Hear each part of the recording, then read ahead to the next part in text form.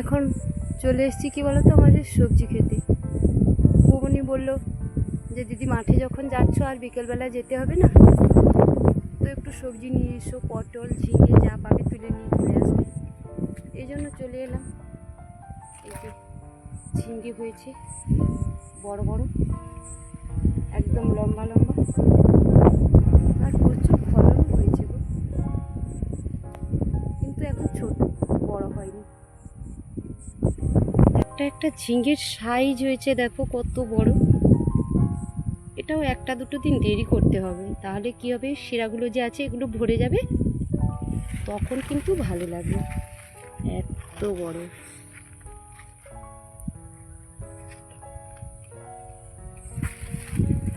দেখো বন্ধুরা, বাড়ির মধ্যে এসে কি করেছি, এতগুলো পটল তুলেছি।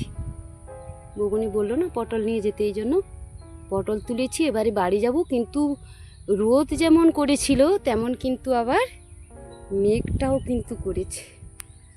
আর কি মেঘের গুড়গুড় আওয়াজ, আমাকে এক্ষুনি বাড়ি চলে যেতে হবে, এত মেঘ ডাকছে।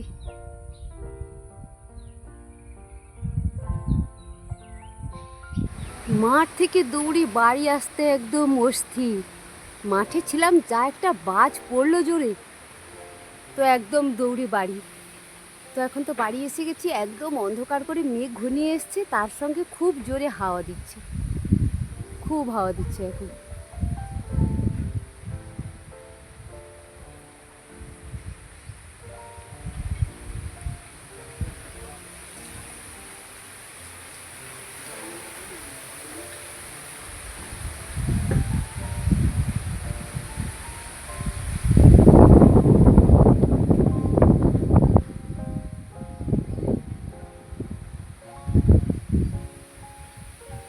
এবছর বৃষ্টি আর বন্ধ হবে না, যতক্ষণ না সংক্রান্তি যাচ্ছে মনে হয় বন্ধ হবে না। পুরো আষাঢ় মাসের 1 তারিখ থেকে যা বৃষ্টি, একদম বন্ধ নেই, চলতেও আছে।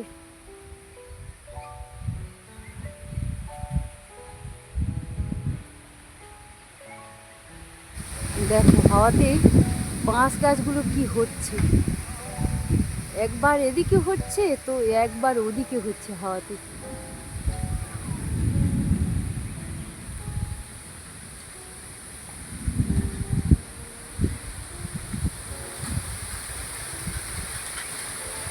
বাবা কি জোরে হাওয়া।